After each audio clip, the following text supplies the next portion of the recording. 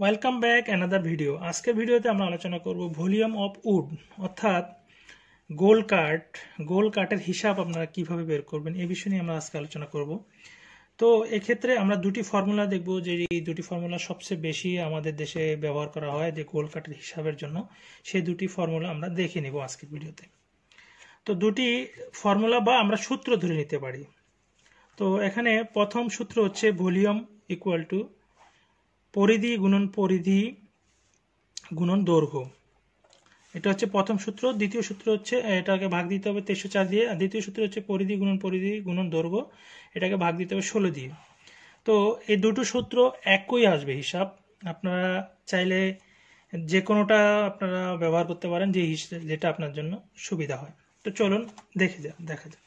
তো আমরা একটি গোল কাঠ ধরে নিলাম যার দৈর্ঘ্য 10 ফিট এবং প্রস্থ 3 ফিট।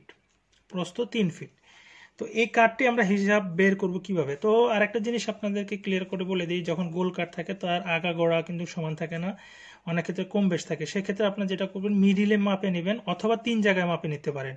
3 জায়গায় মাপে নিলে যেটা করতে হবে, আপনাকে 3 জায়গার মাপ যোগ করে 3 দিয়ে ভাগ দিতে হবে। আর যদি মিডিলে মাপেন তাহলে আর কোনো সমস্যা নেই, মিডিলে কতটুকু হচ্ছে সেটা আপনি গুণ করে দিতে পারবেন। তো এখন আমরা সূত্রে প্রয়োগ করব। যেমন পরিধি আমরা ধরছি 3 ফিট। 3 ফিটে আমরা যেটা পাবো 36 ইঞ্চি, 36 গুণন 36, দৈর্ঘ্য হচ্ছে 10 ফিট। এটা হচ্ছে আমাদের প্রথম সূত্র। এটাকে ভাগ দিতে হবে 1304 দিয়ে। তো 1304 দিয়ে এটাকে যদি আমরা ভাগ দিয়ে দেখি আমরা রেজাল্ট কত আসে। 36 গুণন 10, যেটা আমরা পাবো উপরে পাবো 12,960,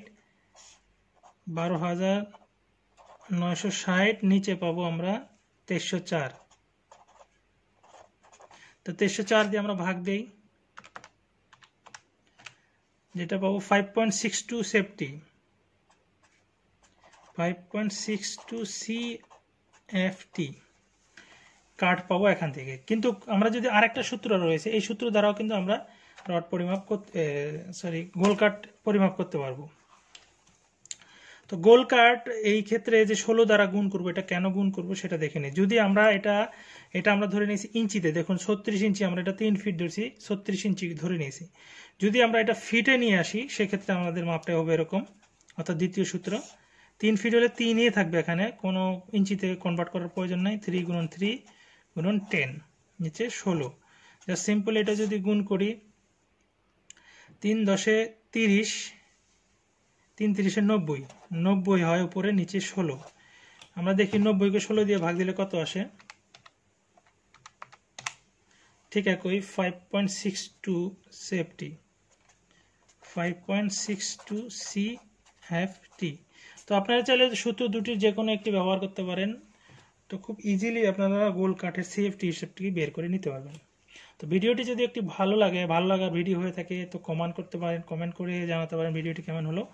আর চ্যানেলটি সাবস্ক্রাইব করতে পারেন, চ্যানেলটি সাবস্ক্রাইব করে সাথে থাকবেন। আমি মনে করি সাথেই থাকবেন, আশা করি। আর ইন্সপায়ার করার চেষ্টা করবেন লাইক, কমেন্ট, শেয়ার করে। আল্লাহ হাফেজ।